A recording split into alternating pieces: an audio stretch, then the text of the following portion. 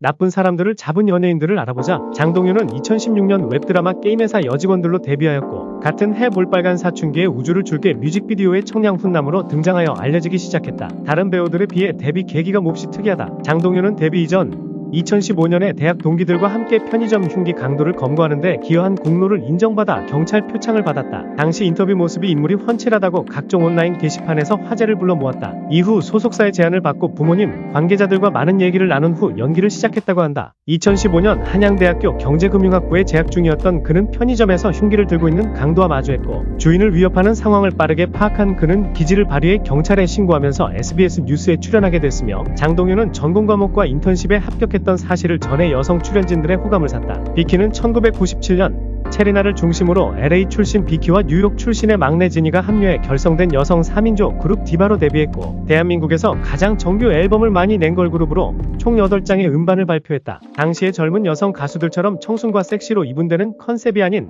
걸스 힙합 컨셉을 선보여서 큰 인기를 끌었고 활동 당시 몇 차례 사건을 일으키면서 거칠다는 이미지가 형성되기 시작했고 이후 비키가 강간범과 추격전을 벌인 적이 있다고 밝혀 화제를 모았고 밤에 옆집 여자가 살려달라고 소리를 쳤다며 귀를 기울이니 강간을 당하고 있는 것 같아 혹시나 해서 문을 열어봤는데 생각한 상황이 맞았다고 밝혔다. 이어 내가 뭐하는 거냐고 소리를 질렀더니 남자가 쳐다봤다. 두려움에 문을 닫았지만 다시 열었다. 그때 남자가 옷을 입고 뛰어나왔다고 말했고 또 비키는 슬리퍼를 신은 채 담을 넘는 남자를 따라 쫓아갔다. 다행히 경찰 덕분에 강간범을 잡게 됐다고 덧붙였다. 이광수는 하이킥 세트 촬영을 하던 도중 우연히 이병훈 감독을 마주쳤는데 이광수가 밝게 인사하는 걸 좋게 본 이병훈 감독이 동의해 이광수를 캐스팅했다고 한다. 지붕 뚫고 하이킥의 인기 여파로 놀러와와 강심장에 나가게 되었다. 놀러와에서는 유재석을 처음 만났으며 이때 유재석으로부터 이광수는 키 큰 하라는 말을 듣기도 했다. 지붕킥 식구인 황정음, 유인나와 함께 나간 강심장이 인생을 바꿀 중요한 열쇠가 되었다. 패밀리가 떴다 이가 끝나고 조유진 PD가 런닝맨이라는 새 프로그램을 만들던 시점에서 새로운 뉴페이스를 발굴하고 싶어 했는데 이때 강심장 PD가 조유진 PD에게 이광수를 추천했던 것. 이광수는 모델 시절 우연히 슈퍼에 들렀다가 피를 흘리며 쓰러진 노부부 옆에 술에 취한 중년 남성이 있는 모습을 목격하고 경찰에 신고해 노부부를 위기에서 구한 것으로 전해졌다. 또한 그는 사건이 발생한 지 1년이 지난 후에도 목격자 진술을 위해 법정에 출석한 사실이 알려지며 훈훈한 귀감이 되고 있다. 배정남은 키가 176.9cm로 평균 키보다 크지만 패션 모델 기준으로는 매우 작은 키다. 하지만 좋은 비율과 탄탄한 몸매로 극복했다는 평을 듣는다.